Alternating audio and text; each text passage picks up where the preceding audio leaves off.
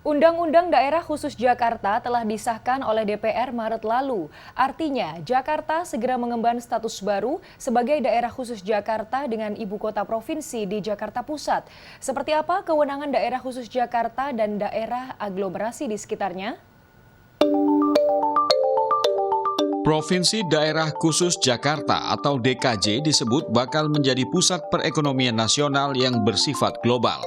Artinya, sesuai UU Daerah Khusus tersebut, Jakarta bakal berfungsi sebagai pusat perdagangan, jasa, layanan jasa keuangan dan kegiatan bisnis nasional, regional, dan global. Di dalam kita bersama DPR menyusun Undang-Undang Khusus Jakarta ini, maka kita memberikan kewenangan-kewenangan yang sifatnya khusus, nah, di berbagai bidang.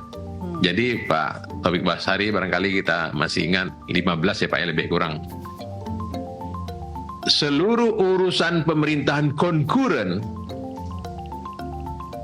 baik itu urusan pemerintahan konkuren wajib, pilihan, itu tetap menjadi kewenangan Provinsi Daerah Khusus Jakarta.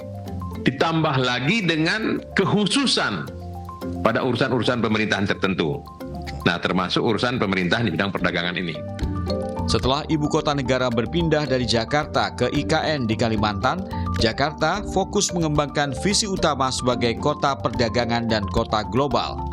Jakarta juga harus koordinasi dengan kawasan pendukung daerah khusus yang tergabung dalam aglomerasi seperti Bogor, Depok, Tangerang, Bekasi, dan Cianjur. Kawasan aglomerasi ini, kenapa kita memiliki kebutuhan untuk itu? Karena Jakarta tidak bisa berjalan sendiri pembangunannya, ya. Dan daerah-daerah yang ada di sekitar Jakarta tadi, ya, Botabek, Cianjur, juga tidak bisa membangun sendiri-sendiri tanpa memikirkan efeknya ke tetangga-tetangganya ini. Nah, oleh karena itu maka kita butuh satu sinkronisasi pembangunan, sinkronisasi rencana tata ruang. Nah, sehingga kawasan-kawasan yang menjadi penopang dari daerah khusus Jakarta ini pembangunannya berjalan seiringan, sinkron, ya, sehingga masalah-masalah yang selama dihadapi oleh Jakarta itu terpecahkan. Masalah transportasi, pengelolaan sampah, lingkungan hidup, banjir, air minum, energi, permukiman, dan tata ruang menjadi masalah yang diharapkan dapat diselesaikan dengan koordinasi yang dibantu Dewan Aglomerasi baik ke daerah pendukung Jakarta maupun ke pemerintah pusat. Nah, saya berharap apakah nanti aglomerasi yang dipimpin oleh ketua dan itu mampu tidak mengintervensi dalam bentuk apa?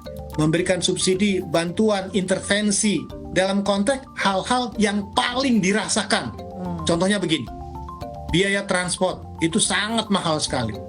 Apakah Dewan Aglomerasi itu terasa nggak manfaatnya buat masyarakat? Dengan hadirnya Undang-Undang Khusus Jakarta diharapkan dapat mempercepat pembangunan Jakarta dan mendorong pembangunan terintegrasi dengan daerah di dalam aglomerasi untuk mengatasi masalah perkotaan dan sosial demi kemajuan bersama. Tim Liputan